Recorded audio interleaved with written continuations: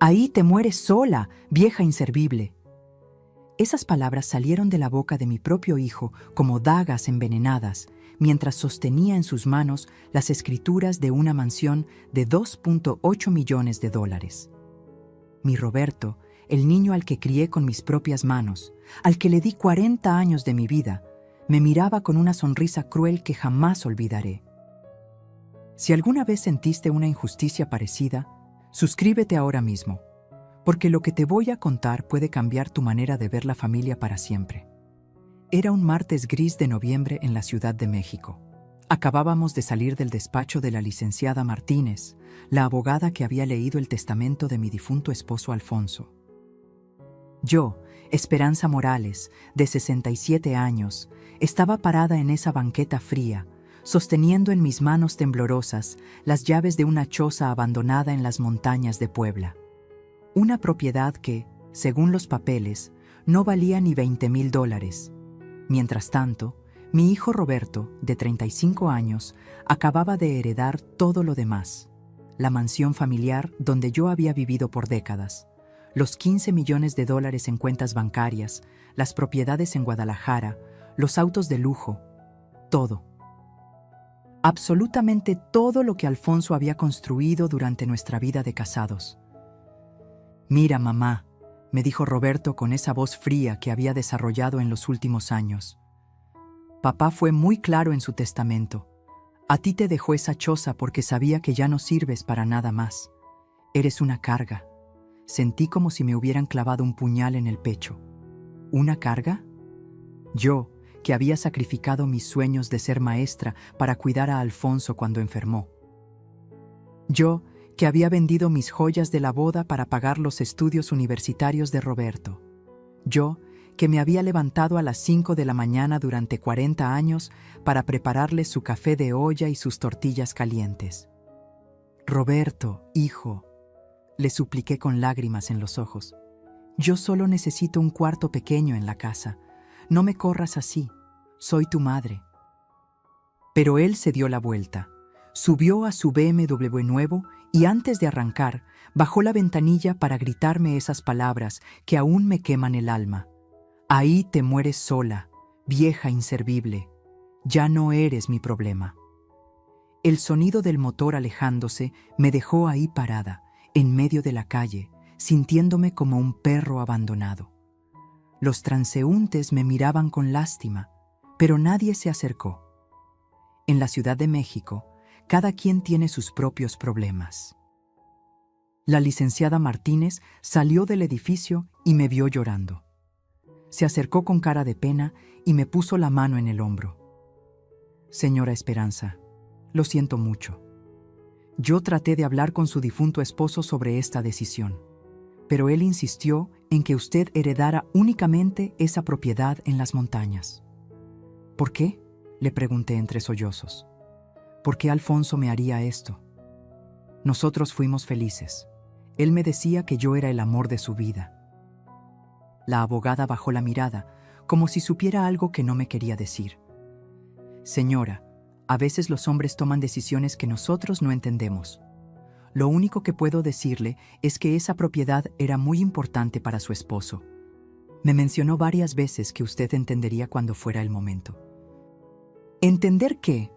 ¿Que después de 40 años de matrimonio yo no merecía ni siquiera quedarme en mi propia casa? ¿Que mi propio hijo me vería como basura que hay que tirar? Esa noche dormí en casa de mi comadre Lupita, en su sofá viejo que olía a incienso y a tristeza. No podía parar de llorar. Recordaba cuando Roberto era pequeño, cómo se me pegaba a las faldas cuando tenía pesadillas, cómo me decía «mamita linda» cuando quería algo. ¿Dónde había quedado ese niño tierno? Lupita me preparó un té de manzanilla y se sentó a mi lado. «Comadre, a lo mejor esa choza tiene algo especial. Tu Alfonso siempre fue un hombre misterioso. ¿Te acuerdas cómo se ponía raro cuando hablaba de su familia?». Era cierto. Alfonso nunca me había contado mucho sobre su pasado.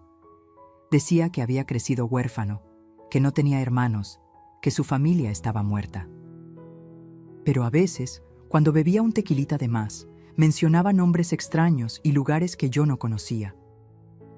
Comadre, me dijo Lupita, ¿y si vas a ver esa choza? Total, no tienes otro lugar a donde ir. Tenía razón. Roberto había cambiado las cerraduras de la mansión familiar. Mis propias plantas del jardín, que había cuidado por décadas, ahora tenían un candado que me impedía verlas. Mi propia vida había sido cancelada de un plumazo. Al día siguiente, con una maleta vieja y el corazón roto, tomé un autobús hacia las montañas de Puebla. El viaje duró 4 horas que se sintieron como 4 años. A medida que nos alejábamos de la ciudad, yo sentía que me alejaba de todo lo que había conocido. El chofer me dejó en un pueblo pequeño llamado San Miguel de las Flores. Desde ahí tuve que tomar un taxi destartalado que me llevó por caminos de terracería hasta la propiedad. El taxista, un señor mayor con bigote canoso, me miró por el espejo retrovisor. ¿Segura que quiere ir hasta allá arriba, señora? Esa zona lleva años abandonada. Sí, joven, es mi nueva casa, le respondí, aunque esas palabras me sabían a hiel. Cuando llegamos, mi corazón se hundió más. La choza era peor de lo que me había imaginado. Paredes de adobe agrietadas, techo de lámina oxidada, ventanas sin vidrios tapadas con tablas viejas. Parecía que llevaba décadas sin que nadie viviera ahí. Pero había algo extraño. A pesar del abandono, la estructura estaba sólida, y había detalles que no esperaba. Una chimenea de piedra bien construida, vigas de madera que se veían caras, y el terreno era mucho más grande de lo que pensaba. Esa primera noche, sin luz eléctrica ni agua corriente, me senté en el suelo de tierra y lloré hasta quedarme sin lágrimas. ¿Cómo había llegado a esto? ¿Cómo una mujer que había dado todo por su familia terminaba abandonada como un trapo viejo? Pero entonces, mientras la luna se colaba por las tablas rotas de la ventana, recordé las últimas palabras de la licenciada. Usted entenderá cuando sea el momento. ¿Qué había querido decir Alfonso con eso? ¿Por qué me había dejado específicamente esta propiedad tan alejada de todo? Al día siguiente comenzaría a descubrirlo, pero lo que encontré en esa choza cambiaría todo lo que creía saber sobre mi vida, mi matrimonio y mi hijo. Porque a veces, las mayores traiciones esconden los secretos más poderosos. Los primeros rayos del sol entraron por las rendijas de las tablas como dedos acusadores, recordándome dónde estaba y por qué estaba ahí. Me desperté tiesa del frío, acurrucada en el suelo de tierra con solo un rebozo viejo que había traído en mi maleta. Mis huesos de 67 años protestaron cuando traté de levantarme, pero el dolor físico no era nada comparado con la herida que llevaba en el corazón. «Buenos días, Esperanza», me dije a mí misma en voz alta, solo para escuchar una voz humana en ese silencio que me asfixiaba. «Bienvenida a tu nuevo hogar». Las palabras sonaron huecas, como un chiste cruel que nadie entendía. Salí de la choza para explorar lo que ahora era mi propiedad. La mañana estaba fresca y el aire de la montaña me llenó los pulmones. Tengo que admitir que, a pesar de todo, había una belleza extraña en ese lugar. Los pinos se alzaban como guardianes silenciosos, y a lo lejos se veían las montañas cubiertas de niebla como un rebozo gris. Pero la belleza no tapaba la cruda realidad. No tenía agua, no tenía luz, no tenía comida, y lo más doloroso de todo, no tenía familia. Empecé a caminar alrededor de la choza, tratando de entender por qué Alfonso me habría dejado este lugar. Era más grande de lo que había pensado la noche anterior. Había un pequeño huerto abandonado donde aún se podían ver los restos de plantas de tomate y chile. Había un pozo seco con una bomba de agua oxidada, y había algo más. Detrás de la choza, medio escondido entre la maleza, encontré una construcción pequeña que parecía una bodega o un taller. La puerta estaba cerrada con un candado viejo, pero las bisagras estaban tan oxidadas que con un poco de fuerza logré abrirla. Adentro estaba oscuro y olía a humedad y a tiempo. Cuando mis ojos se acostumbraron a la penumbra, vi herramientas viejas, latas vacías y en una esquina, algo que me hizo detenerme en seco. Una mesa de madera con cajones. Mi corazón empezó a latir más fuerte. Alfonso tenía una mesa igual en su estudio en la casa. Siempre la mantenía con llave y decía que ahí guardaba papeles importantes del trabajo. Nunca me dejó abrirla. Con manos temblorosas jalé el primer cajón. Estaba atorado, pero después de varios intentos se abrió con un quejido. Adentro había papeles amarillentos, fotografías viejas y cartas. Tomé una de las cartas y la acerqué a la luz que se filtraba por la puerta. La letra era de Alfonso, pero más joven, más descuidada. Estaba fechada 25 años atrás y decía: «Mi querida Esperanza, si estás leyendo esto, es porque ya no estoy contigo. Perdóname por los secretos que guardé. Perdóname por las mentiras que tuve que contar. Pero sobre todo, perdóname por no haberte dicho antes quién soy realmente». Se me cortó la respiración. ¿Quién era realmente? ¿De qué secretos hablaba? Alfonso y yo habíamos estado casados 40 años. ¿Cómo podía haber secretos tan grandes? Seguí leyendo. Esta propiedad no es solo una choza abandonada. Es el lugar donde comenzó todo, donde mi familia, donde mi verdadera familia vivió antes de que todo se perdiera. Roberto no lo sabe, pero esta tierra vale más que toda la fortuna que heredó. Mucho más. Mis manos empezaron a temblar tanto que casi se me cae la carta. ¿Más que 15 millones de dólares? ¿Cómo podía ser eso posible? Busqué más cartas, pero había algo más que me llamó la atención. Una fotografía en blanco y negro. En ella aparecía Alfonso, pero mucho más joven, tal vez de unos 30 años. Estaba parado junto a otros 3 hombres frente a lo que parecía ser una mina. Todos llevaban cascos y sonreían. En el reverso de la foto, con la letra de Alfonso decía: «Socios de la mina Santa Elena, 1978». ¿Socios de una mina? Alfonso nunca me había hablado de ninguna mina. Él trabajaba en una oficina de seguros. Al menos eso me había dicho durante todos estos años. Seguí revisando los papeles. Había documentos que no entendía bien, con números grandes y sellos oficiales. Había mapas de la zona con marcas extrañas. Y había más fotografías de Alfonso con diferentes personas que yo nunca había visto en mi vida. En una de las fotos más recientes, Alfonso aparecía junto a un hombre elegante, bien vestido, que me resultaba familiar. En el reverso decía: «Con don Eduardo, la verdad sobre Roberto, 2019». ¿La verdad sobre Roberto? ¿De qué verdad hablaba? Mi mente empezó a dar vueltas como un trompo. ¿Quién era realmente el hombre con el que había vivido 40 años? ¿Por qué me había mentido sobre su trabajo, sobre su familia, sobre su pasado? Y más importante, ¿qué tenía que ver todo esto con que me hubiera dejado abandonada en este lugar? El estómago me gruñó, recordándome que no había comido nada desde el día anterior. Guardé los papeles en mi rebozo y caminé hasta el pueblo más cercano. El sol ya estaba alto y el camino de terracería se hacía largo para mis piernas cansadas. En la tienda de don Aurelio, un señor mayor con bigote gris que parecía conocer a toda la región, compré lo básico: tortillas, frijoles, huevos, café, algunas velas y cerrillos. ¿Usted es la nueva de la casa de los Herrera?, me preguntó mientras empacaba mis compras. ¿Los Herrera?, pregunté confundida. No, señor, soy Esperanza Morales. Heredé la propiedad de mi difunto esposo, Alfonso Morales. Don Aurelio me miró extrañado. ¿Alfonso Morales? No, señora. Esa propiedad siempre fue de los Herrera. Don Alfonso Herrera era el dueño. Un hombre muy rico, muy misterioso. Decían que tenía negocios grandes en la capital. Se me heló la sangre. ¿Herrera? El apellido de mi esposo era Morales. Yo era Esperanza Morales de Morales.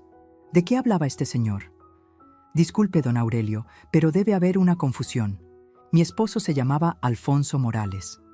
El anciano negó con la cabeza. No, señora. Yo conocí a don Alfonso Herrera desde que era joven. Vivió aquí hasta que se fue a la capital a hacer fortuna. Luego regresaba de vez en cuando, siempre con camionetas nuevas y gente elegante. La última vez que lo vi fue hace como 5 años, antes de que se enfermara. El suelo se movió bajo mis pies. ¿Alfonso había usado un nombre falso conmigo durante 40 años? ¿Por qué? ¿Qué más me había mentido? ¿Y usted conoció a su familia? ¿A su esposa? Pregunté con la voz quebrada. Don Aurelio se rascó la cabeza. Pues mire, señora, don Alfonso nunca habló mucho de su vida personal, pero hace muchos años, como en los 80, llegó aquí con una muchacha muy joven y muy guapa. Creo que estaba embarazada. Después ya no la volvimos a ver. Solo venía él, solito. Una muchacha joven y embarazada en los 80. Roberto había nacido en 1985. ¿Se acuerda cómo era esa muchacha?, le pregunté, aunque ya me temía la respuesta. Ay, señora, han pasado tantos años. Pero era morena, de cabello largo, muy bonita, y parecía de dinero, no como la gente del pueblo. Salí de la tienda caminando como sonámbula. En mi mente se empezaban a conectar piezas de un rompecabezas horrible. Alfonso con un apellido falso, una mujer joven y embarazada en los 80, Roberto nacido en 1985, y yo, la tonta, criando a ese niño como si fuera mi propio hijo. Cuando llegué de vuelta a la choza, ya anochecía. Encendí una vela y volví a sacar los papeles. Esta vez los leí con otros ojos, buscando pistas que antes no había visto. Y las encontré. En una de las cartas más viejas, Alfonso había escrito: María Elena está embarazada.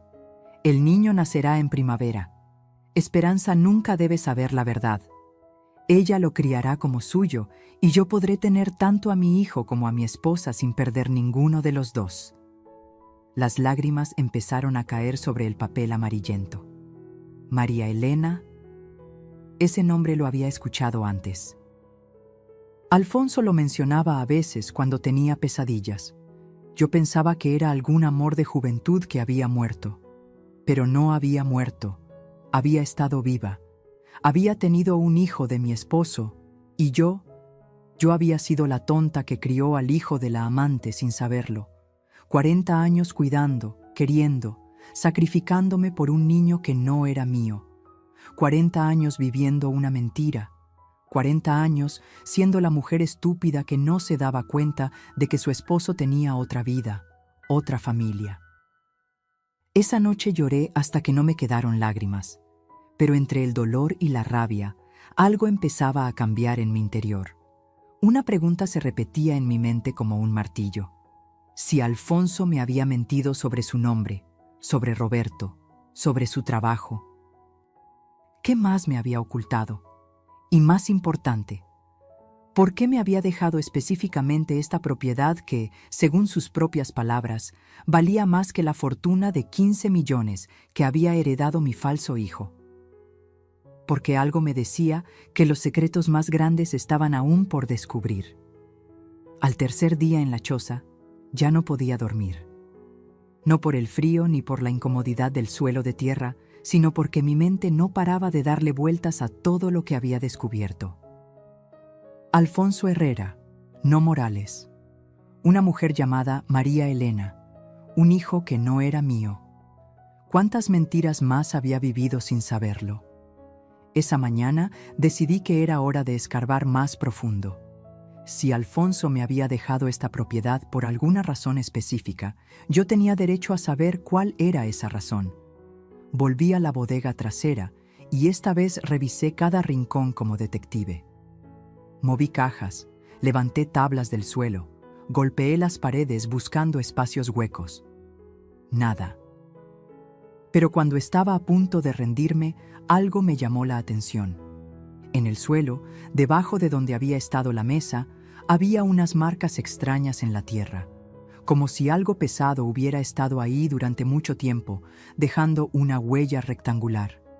Me arrodillé y empecé a escarbar con mis propias manos. La tierra estaba suelta, demasiado suelta para haber estado así por años. A unos 20 centímetros de profundidad, mis dedos tocaron algo duro. Madera. Con el corazón latiendo como tambor de mariachi, seguí escarbando hasta descubrir una caja de madera del tamaño de una maleta pequeña. Estaba sellada con cera y tenía un candado pequeño que logré romper con un martillo viejo que encontré entre las herramientas. Cuando levanté la tapa, el aire se me escapó de los pulmones. Adentro había fajos de documentos perfectamente organizados en folders de colores, fotografías y algo que me hizo temblar: billetes. Muchos billetes americanos en denominaciones de $100. Tomé el primer folder, etiquetado con letra de Alfonso: Minera Santa Elena S.A., contratos originales. Empecé a leer y con cada línea mi mundo se tambalea más. Los documentos mostraban que Alfonso no era empleado de una oficina de seguros, como me había dicho durante 40 años. Era socio fundador y propietario del 60% de una empresa minera que extraía oro y plata en las montañas de Puebla. Según los papeles, la minera Santa Elena había sido fundada en 1978 por 4 socios: Alfonso Herrera, 60%, Eduardo Vázquez, 25%, Carlos Mendoza, 10% y Ramón Torres, 5%. Los contratos estaban firmados, sellados y registrados ante notario. Pero eso no era todo. Había documentos más recientes que mostraban las ganancias anuales de la mina. Las cifras me marearon: $8 millones en 2020, 12 millones en 2021, 15 millones en 2022. Y según un reporte de evaluación fechado apenas el año pasado, el valor total de la empresa era de $47 millones. $47 millones. Mis manos empezaron a temblar tanto que casi se me caen los papeles. Roberto había heredado 15 millones pensando que era toda la fortuna, pero resulta que la verdadera riqueza valía más del triple de eso. Busqué más documentos. Había un testamento diferente al que había leído la licenciada Martínez. Este tenía fecha más reciente y decía claramente: dejo la totalidad de mis acciones en Minera Santa Elena S.A. a mi esposa legítima, Esperanza Morales de Herrera, como compensación por los años de engaño y como protección contra aquellos que pudieran reclamar derechos que no les corresponden. ¿Esposa legítima? ¿Protección contra quienes pudieran reclamar derechos? ¿De qué hablaba Alfonso? En otro folder encontré la respuesta. Estaba etiquetado: Investigación privada, María Elena Sánchez. Adentro había fotografías de una mujer hermosa, morena, de unos 50 años. En una de las fotos estaba saliendo de una casa elegante en las lomas de Chapultepec. En otra, subiendo a un Mercedes-Benz. Y en la más reciente, fechada apenas 3 meses antes de la muerte de Alfonso, estaba entrando a un despacho de abogados junto a Roberto. Mi Roberto, mi hijo que me había gritado vieja inservible, estaba entrando a un despacho de abogados con la mujer que había sido amante de su padre. Había más fotografías. Roberto y María Elena almorzando en restaurantes caros. Roberto y María Elena en reuniones con hombres de traje. Y la más devastadora de todas: Roberto abrazando a María Elena como solo un hijo abraza a su madre. En el reverso de esa foto, con letra de Alfonso, decía: Roberto siempre supo quién era su verdadera madre. Esperanza fue solo la niñera que pagué para criarlo. Se me partió el alma en 1000 pedazos. ¿La niñera que pagó? ¿Yo había sido solo una empleada durante 40 años sin saberlo? Seguí revisando los documentos con lágrimas en los ojos. Había reportes de un investigador privado que Alfonso había contratado para seguir a Roberto y María Elena. Según estos reportes, madre e hijo se habían estado viendo en secreto durante los últimos 5 años. Planeaban algo. El último reporte, fechado apenas un mes antes de la muerte de Alfonso, decía: confirmo que Roberto Herrera Sánchez y María Elena Sánchez están conspirando con la Lic. Patricia Martínez para ocultar la existencia de la minera Santa Elena. Han falsificado documentos para hacer creer que el patrimonio total del señor Herrera consiste únicamente en propiedades urbanas y cuentas bancarias por 15 millones USD. Su objetivo es excluir completamente a la señora Esperanza de la herencia millonaria. La licenciada Martínez, la misma que me había leído el testamento falso, la misma que me había mirado con lástima cuando Roberto me gritó. Ella estaba involucrada en el fraude, pero había más. En el fondo de la caja encontré otro documento que me heló la sangre. Una carta personal de Alfonso dirigida a mí, fechada una semana antes de su muerte. Mi querida Esperanza, si estás leyendo esto, es porque ya descubriste la verdad. Sé que me odiarás, y tienes todo el derecho de hacerlo. Te mentí durante 40 años, pero no por maldad, sino por cobardía. María Elena era mi novia cuando éramos jóvenes. Quedó embarazada de Roberto, pero yo ya me había comprometido contigo porque mi familia aprobaba nuestro matrimonio. En aquellos tiempos, un hombre no podía tener hijos fuera del matrimonio sin arruinar su reputación. Así que le propuse a María Elena un arreglo. Yo me haría cargo económicamente del niño para siempre, pero él se criaría contigo como si fuera tuyo. Ella aceptó porque necesitaba el dinero, y tú eras tan buena, tan pura, que sabía que amarías a Roberto como si hubiera salido de tu vientre. Pero cometí un error terrible. Nunca le dije a Roberto la verdad sobre nuestro arreglo. Dejé que María Elena le contara su versión de la historia, donde tú eras la mala que me había robado de ella, y donde él era el hijo legítimo que merecía toda mi fortuna. Roberto creció odiándote sin que tú lo supieras. Para él, tú eres la mujer que destruyó a su verdadera familia. Para María Elena, tú eres el obstáculo que tiene que quitar para reclamar lo que considera suyo. Por eso te dejo la mina, Esperanza. Es mi manera de compensarte por una vida de mentiras. Con esos 47 millones podrás vivir como la reina que siempre debiste ser. Y cuando Roberto y María Elena vengan por más dinero, porque vendrán, te lo aseguro, tú tendrás el poder de decidir si los perdonas o si les enseñas que subestimaron a la mujer equivocada. En la caja también encontrarás las pruebas de su conspiración para robarte. Úsalas sabiamente. Te amé a mi manera cobarde, pero te amé. Alfonso Herrera. Me quedé ahí sentada en el suelo de tierra, rodeada de documentos que valían una fortuna, llorando por todo lo que había perdido y por todo lo que acababa de ganar. 40 años siendo madre de un hijo que me odiaba. 40 años siendo esposa de un hombre que me mentía. 40 años dando mi vida por una familia que era una farsa. Pero ahora sabía la verdad. Y la verdad me había convertido en multimillonaria. Roberto había heredado 15 millones pensando que me había dejado en la calle para morirme de hambre. Pero resulta que yo acababa de heredar 47 millones y las pruebas de que él y su verdadera madre habían conspirado para robarme. La pregunta era, ¿qué iba a hacer con todo ese poder? Porque una cosa había aprendido en esos 3 días de soledad. Cuando una mujer de 67 años no tiene nada que perder, se vuelve muy, muy peligrosa. Y Roberto estaba a punto de descubrir exactamente qué tan peligrosa podía ser la vieja inservible que había subestimado. Pasé toda la noche despierta, leyendo y releyendo cada documento, cada fotografía, cada prueba de la mentira monumental en la que había vivido durante 40 años. Pero había una carta que no había leído completamente, una que estaba en el fondo del último folder. Cuando la saqué y vi el encabezado, se me partió lo que quedaba del corazón. Para mi hijo Roberto, la verdad sobre tu madre adoptiva. Con manos temblorosas, leí las palabras que Alfonso había escrito para el hijo que yo había criado como mío.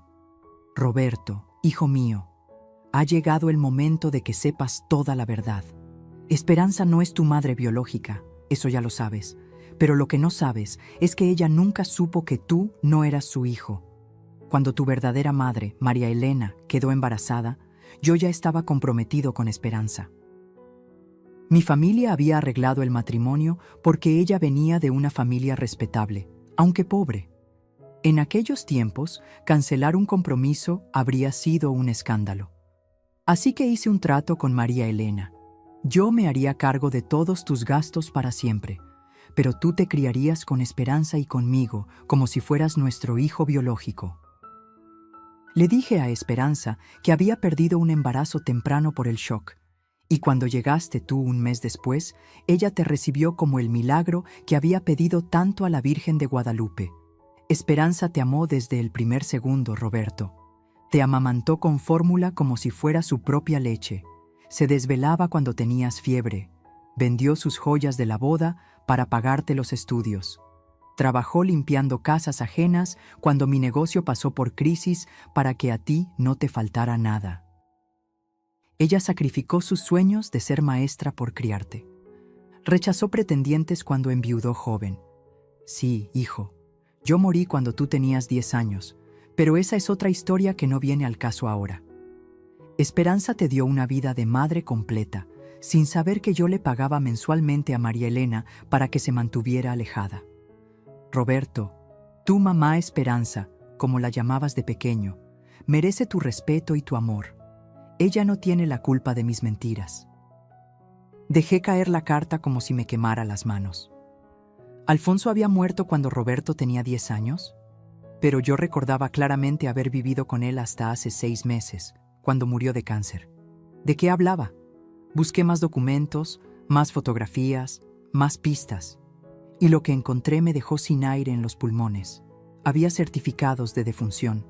2 certificados de defunción del mismo hombre, con nombres diferentes. El primero, Alfonso Herrera García, fallecido el 15 de marzo de 1995, causa de muerte, accidente automovilístico. El segundo, Alfonso Morales Herrera, fallecido el 10 de septiembre de 2024, causa de muerte, cáncer de pulmón. Mismo hombre, misma fotografía, mismas huellas dactilares según los reportes médicos adjuntos, pero diferentes identidades, diferentes fechas de muerte. Con las manos temblando busqué más explicaciones. Las encontré en una carpeta marcada como Operación Segundo Chance, documentos confidenciales. Alfonso había fingido su muerte en 1995 para escapar de deudas con gente peligrosa relacionada con la mina. Había usado contactos corruptos para crear una nueva identidad, Alfonso Morales. Durante 30 años había vivido como 2 personas diferentes. Como Alfonso Herrera, el rico minero que visitaba a su hijo Roberto y a su examante María Elena en secreto, manteniéndolos económicamente y prometiéndoles que algún día heredarían todo. Como Alfonso Morales, el modesto empleado de seguros casado con Esperanza, viviendo una vida tranquila en clase media. Yo había estado casada con un fantasma durante 30 años, un hombre que dividía su tiempo, su dinero y su corazón entre 2 familias que no sabían de la existencia de la otra. Pero lo más doloroso estaba aún por venir. En las últimas páginas del expediente encontré transcripciones de conversaciones telefónicas que Alfonso había grabado en secreto. Conversaciones entre Roberto y María Elena planeando qué hacer después de su muerte. Roberto: mamá, cuando Alfonso muera, tenemos que asegurarnos de que esa vieja no se entere de la mina. Los 15 millones que va a heredar ya son demasiado para alguien como ella. María Elena: tranquilo, mijo. La licenciada Martínez ya está arreglando los papeles. Oficialmente, la minera Santa Elena no existe. Y si Esperanza pregunta por qué Alfonso le dejó esa choza horrible, le diremos que era un capricho sentimental. Roberto: perfecto. Cuando tengamos todo el dinero, podremos vivir como la familia que siempre debimos ser. Tú, yo y tal vez hasta mis futuros hijos, sin esa mujer estorbando. María Elena: Roberto, hijo, tienes que prometerme algo. Cuando tengamos el dinero de Alfonso, no quiero que sientas lástima por Esperanza. Ella tuvo 40 años de vivir una mentira feliz. Nosotros merecemos nuestra oportunidad. Roberto: no te preocupes, mamá. Esa mujer nunca significó nada para mí. Solo era la sirvienta que papá contrató para cuidarme. Ya cumplió su función. La grabación continuaba, pero ya no podía seguir escuchando. Me quité los audífonos y me quedé ahí sentada en el suelo, sintiendo como si me hubieran arrancado el corazón a pedazos. Solo era la sirvienta que papá contrató para cuidarme. Esas palabras se repetían en mi mente como una pesadilla. 40 años de amor incondicional, de noches sin dormir cuando tenía fiebre, de trabajar doble turno para comprarle los tenis que quería, de aplaudir en cada evento escolar, de consolarlo cuando le rompían el corazón las novias. Todo eso había sido para él el trabajo de una sirvienta. Recordé la noche que Roberto se graduó de la universidad. Yo había ahorrado durante meses para comprarle un traje nuevo. Cuando lo vi subir al escenario a recibir su diploma, lloré de orgullo. Después de la ceremonia, él me abrazó y me dijo: «Gracias, mamá. Sin ti nada de esto habría sido posible». Mentira. Todo había sido mentira. Recordé cuando Roberto se casó con Patricia. Yo había organizado toda la boda, había bordado a mano el mantel del altar, había cocinado para 100 invitados. En su discurso, Roberto había dicho: «Gracias a mi madre, Esperanza, por enseñarme lo que es el amor verdadero». Más mentiras. Él sabía perfectamente quién era su verdadera madre. Recordé cuando Patricia lo dejó por otro hombre. Roberto llegó a casa llorando como un niño, y yo me quedé toda la noche abrazándolo, diciéndole que encontraría a alguien mejor. Él me había dicho: «Mamá, eres la única mujer que nunca me va a traicionar». La ironía me quemaba el alma. Yo era la única que nunca lo había traicionado, pero él llevaba años traicionándome a mí. En ese momento entendí por qué Alfonso me había dejado toda esa documentación. No era solo para que supiera la verdad sobre el dinero. Era para que supiera la verdad sobre el hijo al que había entregado mi vida entera. Roberto no era un hijo malagradecido que había perdido el rumbo. Roberto era un conspirador que había planeado mi destrucción durante años. Con la ayuda de su verdadera madre y una abogada corrupta, habían orquestado el robo perfecto: hacerme creer que me quedaba en la calle con nada, mientras ellos se repartían una fortuna que legalmente era mía. Pero Alfonso había sido más inteligente que todos ellos. Había documentado cada mentira, cada conspiración, cada traición, y me había dejado las armas para defenderme. El problema era que yo ya no sabía si quería defenderme o si simplemente quería desaparecer. Durante 67 años había creído que era una mujer querida por su familia. Ahora descubría que había sido una empleada no remunerada, una tonta útil, una mujer tan ingenua que había criado al hijo del amante de su marido sin siquiera sospecharlo. ¿Cómo se recupera una persona de una traición tan profunda? ¿Cómo se levanta una mujer que acaba de descubrir que toda su vida fue una mentira?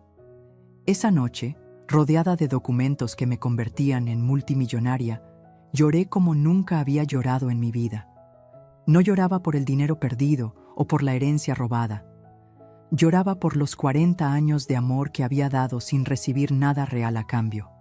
Lloraba por la mujer ingenua que había sido y que ya nunca podría volver a ser. Pero entre lágrima y lágrima, algo empezaba a cambiar en mi interior. Una fuerza extraña, una rabia fría que nunca había sentido antes. Roberto y María Elena habían cometido un error fatal. Habían subestimado a la mujer equivocada. Porque si hay algo que una madre engañada no perdona, es descubrir que el hijo al que dio todo su amor la consideraba solo una sirvienta.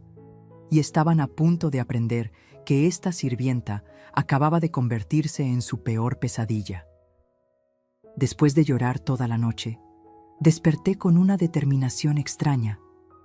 Ya no era la esperanza ingenua que había llegado a esta choza hace una semana.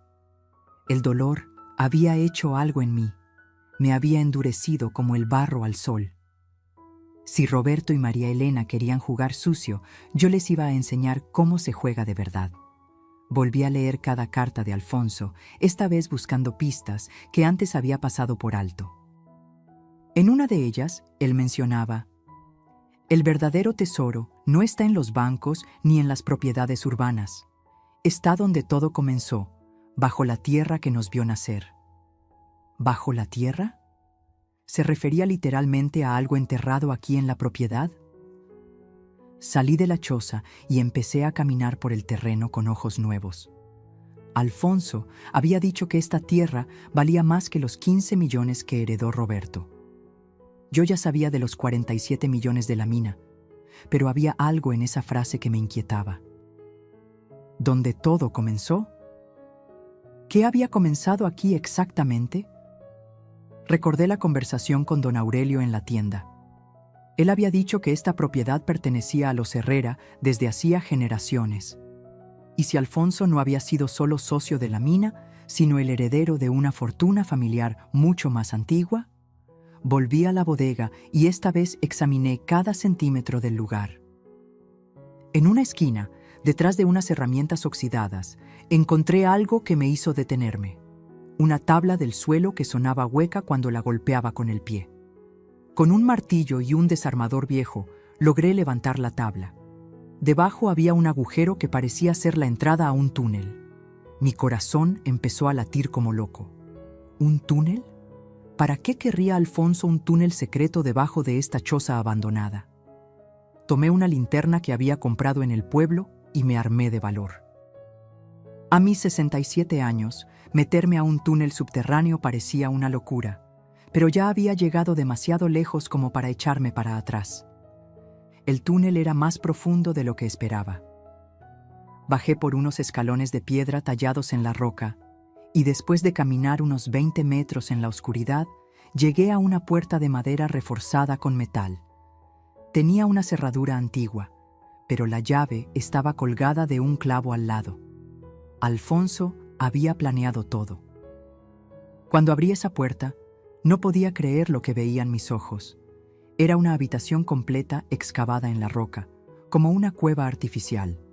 Las paredes estaban cubiertas de estantes metálicos llenos de cajas de seguridad, archiveros y, en el centro, una mesa grande con más documentos de los que había visto en mi vida.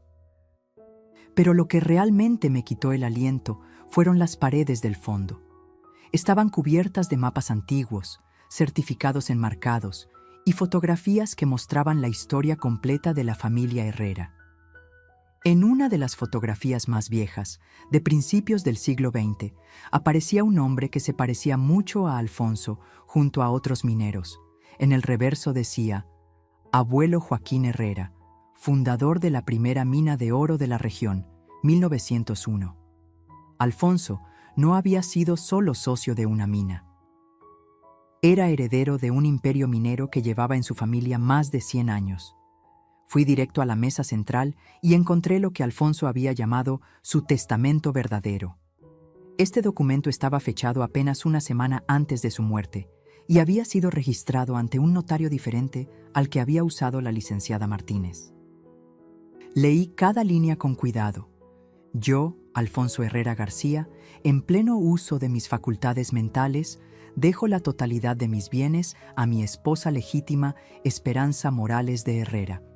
Esto incluye las acciones de Minera Santa Elena S.A., valuadas en 47 millones USD, las propiedades rurales en Puebla, Hidalgo y Oaxaca valuadas en 23 millones USD, las cuentas bancarias en Suiza por 18 millones USD, y las inversiones en oro físico almacenadas en esta cámara por un valor aproximado de 31 millones USD. Se me nublaron los ojos. ¿Oro físico? ¿31 millones en oro? Miré hacia las cajas de seguridad en los estantes y entendí por qué Alfonso había construido esta cámara subterránea. Abrí la primera caja con manos temblorosas. Adentro había lingotes de oro puro, cada uno marcado con el sello de la minera Santa Elena. Había docenas de cajas iguales. El testamento continuaba: Roberto Herrera Sánchez, hijo biológico de María Elena Sánchez, no recibirá herencia alguna debido a su participación comprobada en conspiración para defraudar a mi esposa legítima. Las pruebas de dicha conspiración se encuentran adjuntas a este documento. Y sí, ahí estaban todas las pruebas. Fotografías de Roberto y María Elena reuniéndose con la licenciada Martínez. Grabaciones de audio donde planeaban ocultar la existencia de la mina. copias de los documentos falsificados que habían presentado como el verdadero testamento. Pero había más. Alfonso había contratado no solo a un investigador privado, sino a una empresa de seguridad completa para documentar cada movimiento de los conspiradores. Tenía videos, fotografías, registros de llamadas, movimientos bancarios, todo. En una carpeta marcada como Plan de contingencia, encontré las instrucciones exactas que Alfonso había dejado para mí.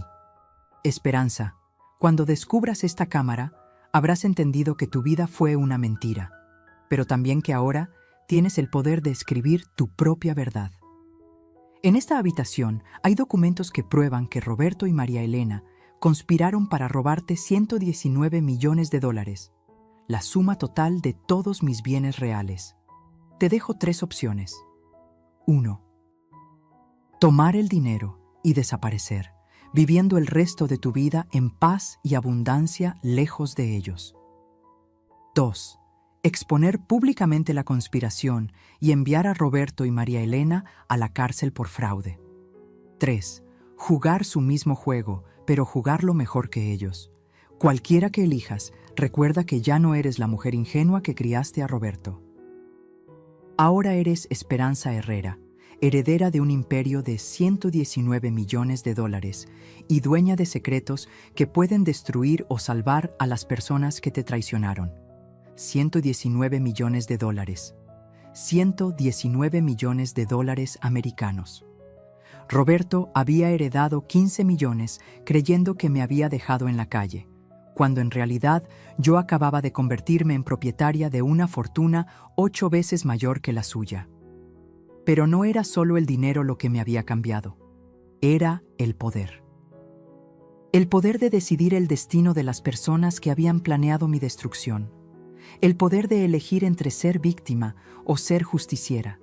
Me quedé ahí sentada en esa cámara subterránea, rodeada de oro y documentos, sintiendo como mi vieja personalidad se desvanecía como humo. La esperanza que había llegado a esta choza, llorando y humillada, ya no existía. En su lugar había nacido alguien nuevo, alguien que sabía exactamente cuánto valía y cuánto poder tenía. Alguien que ya no iba a permitir que la subestimaran nunca más. Roberto me había gritado: «Ahí te mueres sola, vieja inservible», pensando que me condenaba a la miseria. Pero en realidad, sin saberlo, me había liberado de las cadenas de una familia falsa para convertirme en la mujer más poderosa de su vida. Y ahora tenía que decidir qué hacer con todo ese poder. Porque una cosa estaba clara: la guerra entre nosotros apenas estaba comenzando. Y esta vez, yo tenía todas las armas. Durante los siguientes días, algo extraordinario pasó conmigo. Ya no lloraba, ya no me lamentaba. Era como si hubiera despertado de un sueño de 40 años para descubrir que tenía superpoderes. Porque eso era exactamente lo que tenía. $119 millones, información que podía destruir la vida de quienes me habían traicionado. Pero yo no era una mujer vengativa por naturaleza. Durante toda mi vida había sido de las que perdona, de las que olvida, de las que pone la otra mejilla. Sin embargo, esta situación había despertado algo primitivo en mí, algo que ni yo sabía que existía. La primera semana la pasé organizando todos los documentos de Alfonso como si fuera una detective profesional. Separé las pruebas por categorías: conspiración, fraude, falsificación de documentos, ocultamiento de bienes. Cada carpeta era una bomba que podía explotar en las manos de Roberto y María Elena cuando yo decidiera. Pero antes de actuar, necesitaba información actualizada. ¿Qué estaban haciendo ellos ahora que creían haberme ganado? ¿Cómo estaban gastando el dinero que pensaban que habían robado legalmente? Contraté los servicios del mismo investigador privado que había trabajado para Alfonso. El licenciado Ramírez, un hombre de unos 50 años, discreto como una sombra y eficiente como un reloj suizo. Cuando le mostré parte de la documentación que tenía, sus ojos se iluminaron. «Señora Herrera», me dijo, y me gustó escuchar mi verdadero apellido. Esto es el caso de fraude más completo que he visto en mi carrera. Con estas pruebas, podríamos enviar a prisión no solo a su hijo y a María Elena, sino también a la licenciada Martínez. No quiero enviarlos a prisión todavía, le respondí con una tranquilidad que me sorprendió a mí misma. Primero quiero saber exactamente qué han hecho con el dinero de la herencia falsa. Quiero conocer cada movimiento, cada compra, cada lujo que se han dado con mi dinero. El licenciado Ramírez sonrió. Entiendo perfectamente, señora. A veces la mejor venganza es dejar que el enemigo se cuelgue con su propia cuerda. Y tenía razón. Los reportes que me entregó una semana después fueron más reveladores de lo que había imaginado. Roberto no había perdido el tiempo. En los 2 meses desde la lectura del testamento falso, había gastado $3.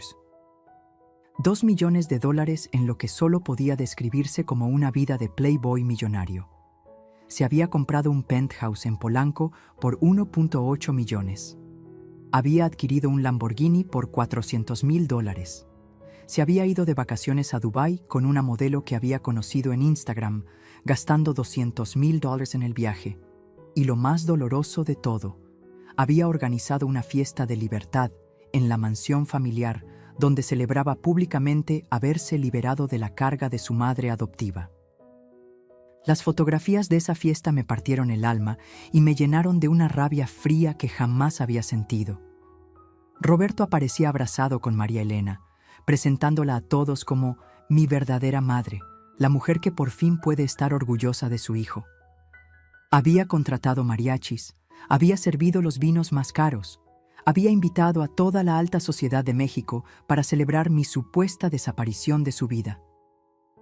Pero lo que realmente me hizo apretar los puños fue una fotografía donde Roberto aparecía quemando mis cosas personales en el jardín de la mansión. Mis fotos, mis libros, el rebozo que había heredado de mi abuela, todo convertido en cenizas mientras él reía con sus invitados. Mira qué fácil es borrar 40 años de una vida falsa, había dicho según los testigos que el investigador había entrevistado. Sin embargo, había más información que me serviría para mis planes. Roberto había empezado a apostar fuertes sumas en casinos de Las Vegas. En solo un mes había perdido $800,000.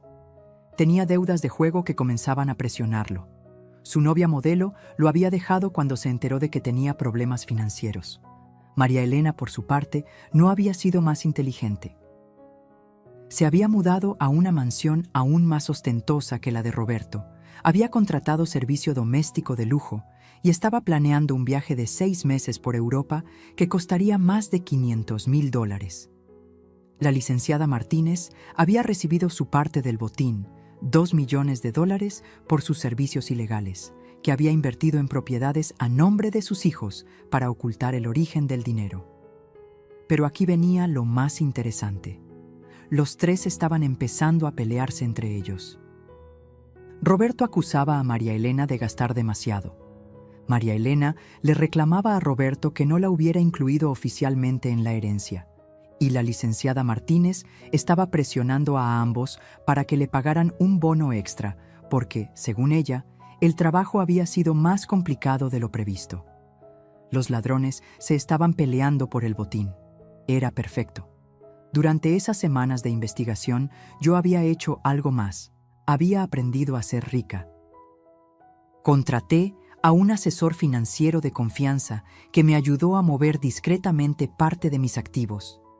Abrí cuentas bancarias en mi verdadero nombre.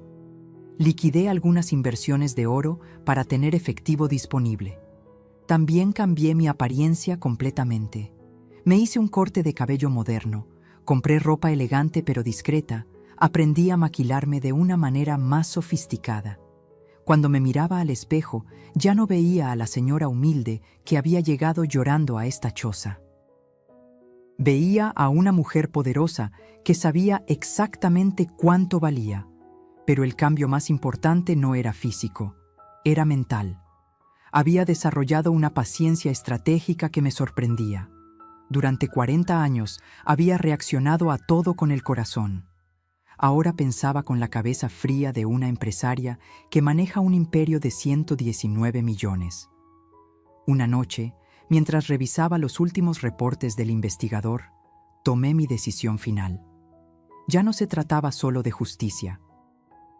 Se trataba de enseñar una lección que Roberto, María Elena y la licenciada Martínez jamás olvidarían. Iba a jugar su mismo juego, pero lo iba a jugar mucho mejor que ellos. El plan que diseñé era tan elegante como devastador. No iba a aparecer como la víctima llorona que ellos recordaban. Iba a aparecer como la mujer más poderosa de sus vidas, con pruebas que podrían mandarlos a prisión o arruinar sus reputaciones para siempre.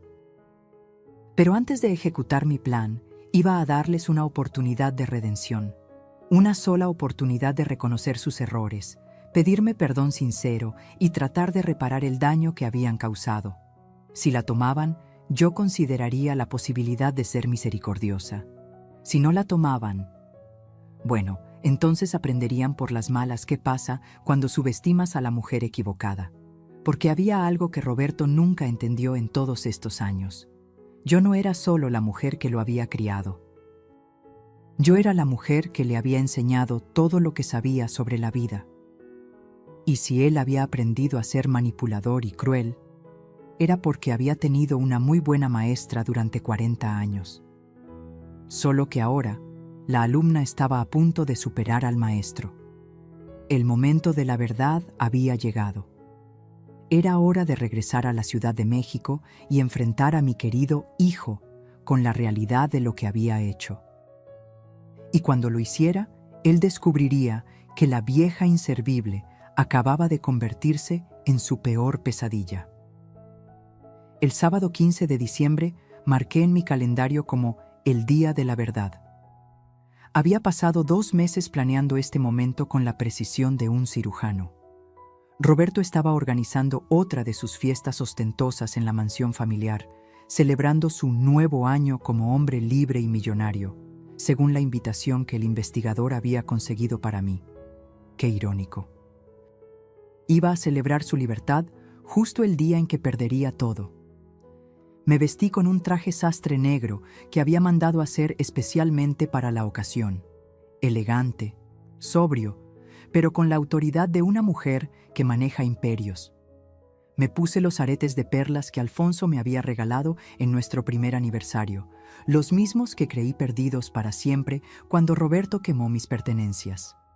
Los había recuperado de la caja fuerte de la cámara secreta.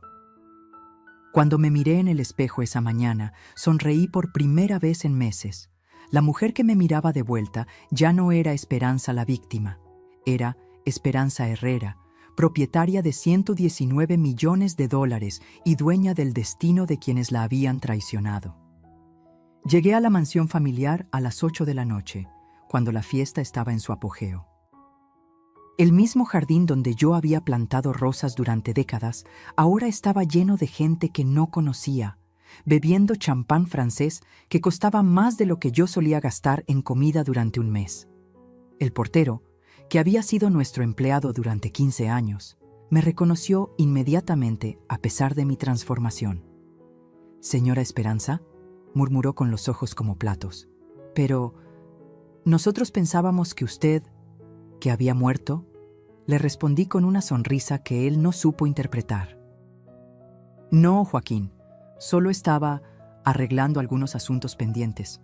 ¿Podría avisarle a Roberto que su madre está aquí?» El pobre hombre se quedó paralizado. «Señora, el joven Roberto dio órdenes específicas de que usted no...» «Joaquín», lo interrumpí con voz suave pero firme. «Creo que Roberto va a querer verme, especialmente cuando sepa de qué vengo a hablarle». Caminé hacia el jardín principal sin esperar respuesta. Los tacones de mis zapatos nuevos resonaron en el mármol como tambores de guerra. La música se fue apagando gradualmente conforme los invitados me reconocían. Los murmullos empezaron como olas. ¿No es esa la señora Esperanza? Creí que había desaparecido. ¿Qué hace aquí? Pero yo caminaba directo hacia donde estaba Roberto, que tenía su brazo alrededor de María Elena y reía con un grupo de empresarios jóvenes. Llevaba puesto un smoking que costaba más que el salario anual de una maestra, y en su muñeca brillaba un Rolex nuevo de $80,000. Cuando me vio, la copa de champán se le cayó de las manos y se hizo pedazos contra el suelo. ¿Qué haces aquí?, tartamudeó, y por primera vez en meses vi miedo en sus ojos. «Hola, Roberto», le dije con la voz más calmada que pude encontrar. «Hola, María Elena, qué hermosa fiesta. Me recuerda a las que yo organizaba aquí durante 40 años». María Elena se puso pálida como papel. Era la primera vez que la veía en persona, y tengo que admitir que entendí por qué Alfonso se había enamorado de ella. Era hermosa, elegante, con esa clase de belleza que el dinero puede mantener, pero no puede crear. Tú no puedes estar aquí», me dijo Roberto, recuperando algo de compostura. «Esta ya no es tu casa. Yo te corrí de aquí». «¿Me corriste?», le pregunté, inclinando la cabeza como si no entendiera. «¿Con qué derecho, hijo?». La palabra hijo la pronuncié como si fuera veneno en mi boca, y Roberto se dio cuenta. «Con el derecho que me da a ser el dueño de esta casa», respondió, inflando el pecho. «Heredé todo legalmente. Tú no tienes derecho a nada». Los invitados estaban formando un círculo alrededor de nosotros, como espectadores de una pelea de box. Algunos grababan con sus teléfonos. Perfecto. Quería testigos de lo que estaba a punto de pasar. «¿Legalmente?», sonreí y saqué de mi bolsa una carpeta de piel que había traído especialmente para este momento. «¿Te refieres a este testamento falso que fabricaste con tu verdadera madre y la licenciada Martínez?». Roberto se puso del color de la cera de una vela. María Elena dio un paso hacia atrás como si yo fuera contagiosa. «No sé de qué hablas», murmuró Roberto, pero su voz ya no tenía la arrogancia de antes. «¿No sabes de qué hablo?». Abrí la carpeta y saqué el primer documento. «Entonces déjame refrescarte la memoria. Este es el verdadero testamento de Alfonso Herrera García, registrado ante el Notario Público número 47 de la Ciudad de México, una semana antes de su muerte». Los murmullos del público se intensificaron. Roberto intentó quitarme los papeles, pero yo los moví fuera de su alcance. «Aquí dice claramente», continué leyendo en voz alta, «que Alfonso Herrera García deja la totalidad de sus bienes, incluyendo la minera Santa Elena S.A., valuada en $47 millones, las propiedades rurales por 23 millones, las cuentas en Suiza por 18 millones y las inversiones en oro por 31 millones, a su esposa legítima Esperanza Morales de Herrera».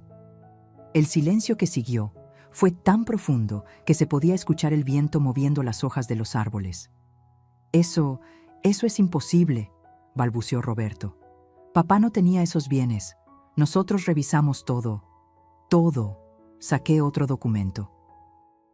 «Revisaron también estos reportes de investigación privada donde se documenta tu conspiración con María Elena y la licenciada Martínez para ocultar los bienes reales de la herencia».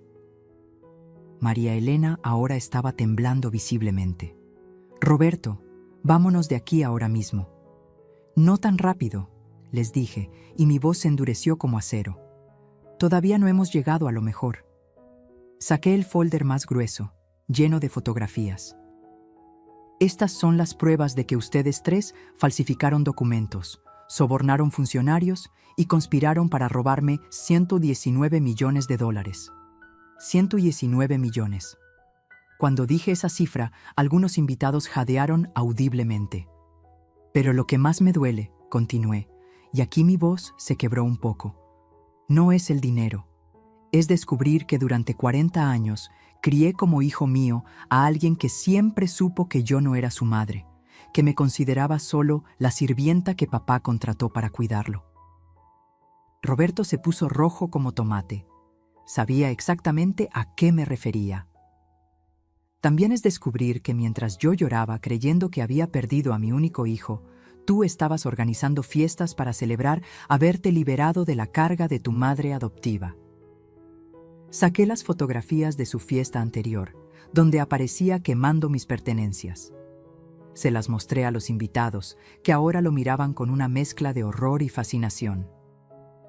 Y también es descubrir, continué implacable, que gastaste $3.2 millones de mi dinero en lujos, mientras creías que me habías condenado a morirme de hambre en una choza abandonada.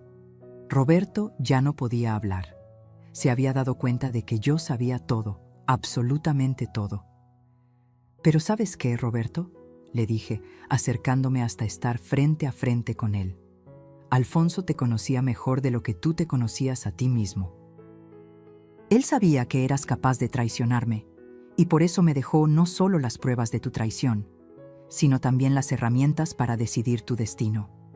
Saqué el documento final, el que había guardado para el último momento. «Con estos papeles puedo enviarte a prisión por fraude. Puedo quitarte todo lo que robaste, incluyendo esta casa.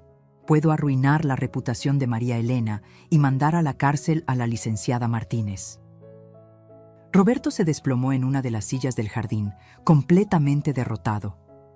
«Pero», continué, «Alfonso también me enseñó algo sobre el perdón. Así que te voy a dar una oportunidad, una sola oportunidad de redimirte». El jardín estaba tan silencioso que se podía escuchar respirar a los invitados. «Si ahora mismo, delante de todos estos testigos, me pides perdón sincero por lo que me hiciste, si reconoces públicamente que me robaste y me traicionaste, y si prometes devolverme cada centavo que gastaste de mi dinero trabajando honestamente para pagarlo, entonces consideraré la posibilidad de no arruinar completamente tu vida». Roberto me miró con lágrimas en los ojos. Por un momento vi al niño pequeño que había criado, el que lloraba cuando tenía pesadillas y me pedía que le cantara para dormir. Pero entonces miró a María Elena, quien le hizo una seña casi imperceptible con la cabeza, una seña que significaba «no cedas». Roberto se levantó, se secó las lágrimas y me miró con la misma frialdad de esa noche en el despacho de la licenciada Martínez. «Tú no eres nadie para darme oportunidades», me dijo con voz quebrada pero desafiante. «No eres mi madre real. Nunca lo fuiste». En ese momento, algo se rompió definitivamente en mi interior. No mi corazón, eso ya estaba roto. Se rompió la última esperanza de que el niño que había criado siguiera vivo en algún lugar dentro de ese hombre cruel. Guardé todos los documentos en mi bolsa y sonreí. Una sonrisa que helaba la sangre. «Está bien, Roberto. Tú decidiste». Me di la vuelta hacia los invitados, muchos de los cuales seguían grabando con sus teléfonos. «Damas y caballeros, han sido testigos de cómo Roberto Herrera Sánchez acaba de rechazar la única oportunidad de salvación que le iba a dar». Volví a mirar a Roberto por última vez. «A partir de mañana lunes vas a empezar a recibir las demandas legales. Fraude, conspiración, falsificación de documentos. También van a embargar todo lo que compraste con mi dinero, el penthouse, el Lamborghini, las joyas, todo». La voz se me endureció hasta sonar como la de un juez pronunciando sentencia. «Y en cuanto a esta casa, Roberto, querido hijo que nunca fui, tienes 72 horas para desalojar mi mansión, porque resulta que según los documentos reales, esta propiedad también me pertenece». Roberto se desplomó completamente. María Elena empezó a llorar. Pero yo ya había terminado. Me dirigí hacia la salida con la elegancia de una reina que acaba de recuperar su trono. En la puerta me detuve y me dirigí una última vez a Roberto. «Ah, y por cierto, cuando te preguntes cómo una vieja inservible pudo derrotarte tan completamente, recuerda que tú mismo me enseñaste cuán cruel puede ser una familia cuando decide traicionarte». Y con esas palabras salí de la mansión familiar por última vez como visitante. La próxima vez que entrara sería como la propietaria legítima para recuperar lo que siempre había sido mío. Los siguientes 3 meses fueron un huracán de justicia que arrasó con todo a su paso. Mis abogados, los mejores que $119 millones pueden comprar, se movieron como un ejército perfectamente coordinado. La demanda contra Roberto, María Elena y la licenciada Martínez fue presentada simultáneamente en 3 juzgados diferentes: fraude agravado, conspiración, falsificación de documentos, cohecho a funcionarios públicos. Las pruebas eran tan abrumadoras que los jueces no tuvieron más opción que dictar órdenes de embargo inmediatas. En 72 horas, como le había prometido a Roberto, todo lo que había comprado con mi dinero fue confiscado. El penthouse de Polanco, embargado. El Lamborghini, decomisado. Las joyas, los relojes, hasta la ropa cara que se había comprado, todo terminó en manos de las autoridades. Pero lo más satisfactorio fue ver cómo se desmoronaba su mundo de mentiras. Los periódicos cubrieron el caso como el fraude de la década. Las redes sociales se llenaron de memes sobre el hijo ingrato que robó a su madre. Los videos de la confrontación en la fiesta se volvieron virales y Roberto se convirtió en el símbolo de todo lo que está mal en las familias modernas. María Elena, por su parte, no resistió la presión. En cuanto se dio cuenta de que podía ir a prisión por varios años, decidió cooperar con las autoridades. Confesó todo: cómo había manipulado a Roberto desde niño para que me odiara, cómo había planeado durante años apoderarse de la fortuna de Alfonso, cómo había corrompido a la licenciada Martínez. Su confesión fue devastadora para Roberto. Descubrir que su propia madre biológica lo había usado como peón en su juego de avaricia lo quebró completamente. En menos de una semana pasó de ser un millonario arrogante a un hombre sin dinero, sin casa, sin trabajo y sin la imagen materna que había idolatrado durante años. La licenciada Martínez intentó huir del país, pero fue arrestada en el aeropuerto de Cancún. Los 2 millones que había robado fueron confiscados y su licencia profesional cancelada para siempre. Pero vengarse no me daba la satisfacción que había esperado. Durante las noches, sola en mi nueva mansión en Las Lomas, había comprado una aún más hermosa que la familiar, me sentía vacía. Había ganado la guerra, pero había perdido algo que nunca podría recuperar: la inocencia de creer en el amor incondicional de la familia. Fue entonces cuando recordé las palabras finales de Alfonso en una de sus cartas: el verdadero poder no está en destruir a quienes te lastiman, sino en decidir cuándo dejar de lastimar. Un día, 3 meses después de la confrontación, recibí una llamada inesperada. Era Roberto. ¿Esperanza? Su voz sonaba quebrada, humilde. ¿Podrías venir a verme? Necesito hablar contigo. Lo encontré en un departamento pequeño, en una zona popular de la ciudad. El contraste con su vida anterior era brutal: un cuarto, una cama, una mesa y 2 sillas. Nada más. Cuando abrió la puerta, no pude reconocer al hombre que había sido. Había perdido peso, tenía ojeras profundas y sus manos temblaban ligeramente. Pero por primera vez en años no había arrogancia en su mirada. Solo dolor y algo que me tomó tiempo identificar: remordimiento genuino. «Gracias por venir», me dijo, y su voz se quebró. «Sé que no merezco ni siquiera que me hables». Nos sentamos frente a frente en esas 2 sillas baratas, y por primera vez en 40 años, Roberto me habló con honestidad total. «No sé ni por dónde empezar a pedirte perdón», comenzó, y las lágrimas empezaron a rodar por sus mejillas. «Descubrir que María Elena me manipuló desde niño no es excusa para lo que te hice. Yo sabía que eras una buena madre. Yo sabía que me amabas de verdad. Y aún así, elegí lastimarte porque era más fácil culparte a ti que enfrentar la verdad sobre mi familia biológica».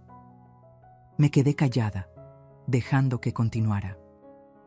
Estos meses sin nada me han enseñado quién soy realmente cuando me quitan todos los lujos. Y la verdad es que soy un hombre que traicionó a la única persona que me amó sin condiciones durante 40 años. Roberto se levantó y se arrodilló frente a mí, como cuando era un niño pequeño y había hecho alguna travesura.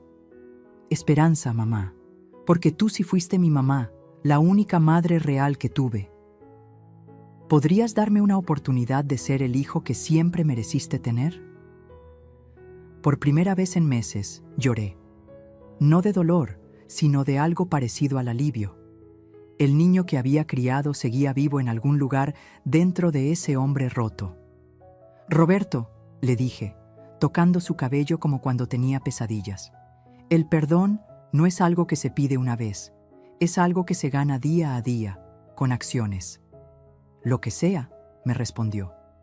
«Haré lo que sea necesario». Esa tarde le propuse un trato. No le devolvería su herencia robada.